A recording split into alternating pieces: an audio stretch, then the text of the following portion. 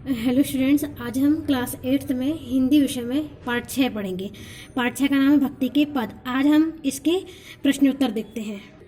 प्रश्न पहला है, निम्नलिखित शब्दों के अर्थ शब्दकोश से खोजकर लिखिए। पहला है पंक्षी। पंक्षी का अर्थ होता है पक्षी। कूप का अर्थ होता है कुआं। मधुकर का अर्थ होता है भौरा। तजी का अर्थ होता है छोड़कर। उधारे का अर्थ होता है उद्धार किया। बांस का अर्थ होता है सुगंध। चकोर का अर्थ होता है, चकोरा का अर्थ होता है चकोर या चकवा पक्षी। छाणी यानी छोड़कर। छेरी अर्थात बकरी।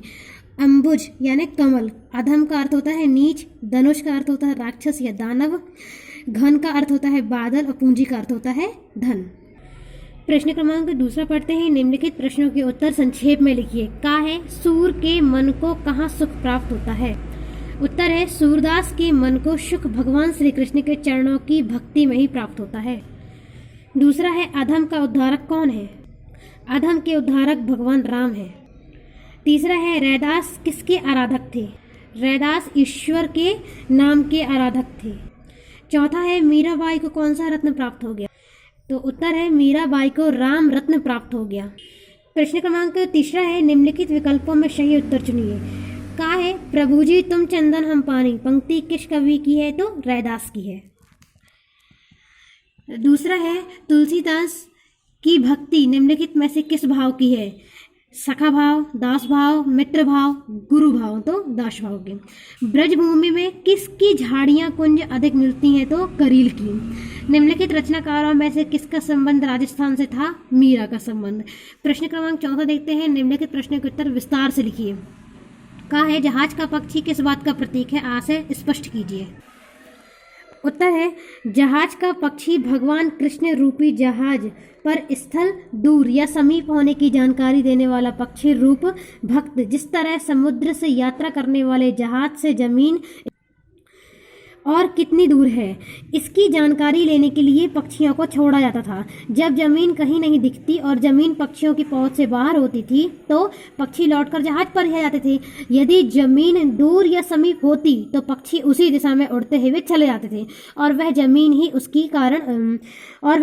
उसकी शरण स्थल बन जाती थी। नाविक भी जहाज को उसी दिशा में खेने लग जाते थे। उस जमीन पर जाकर अपना लंगर डाल देता था। यह उस समय होता था जब कुतुबनुमा आदि दिशा सूचक यंत्रों का आविष्कार नहीं हुआ था। इस पद में कवि ने अपने आप को जहाज के पक्षी के भक्त के रूप में चित्रित किया है, जो बार बार सभी ओर से निराश होकर श्री कृष्ण के चरणों रूपी जहाज पर शरण प्राप्त करता है।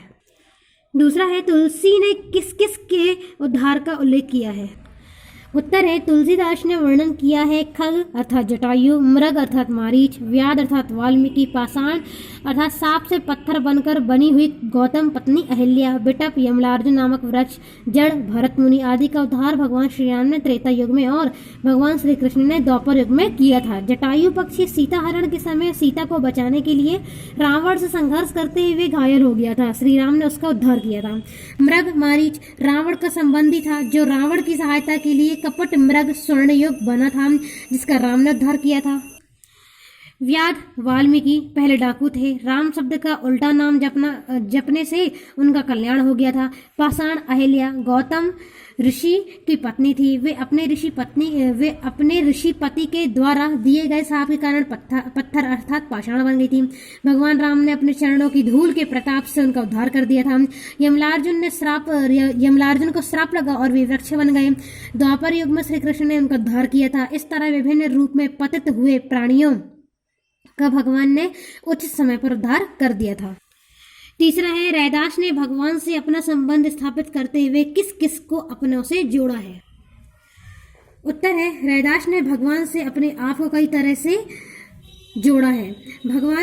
उन्होंने भगवान को चंदन, घन अर्थात बादल, चंद्रमा, दीपक, मोती के रूप में है और अपने आप को क्रमशः पानी, मोर, चकोर, बत्ती, धागे के रूप में चित्रित कर दिया है।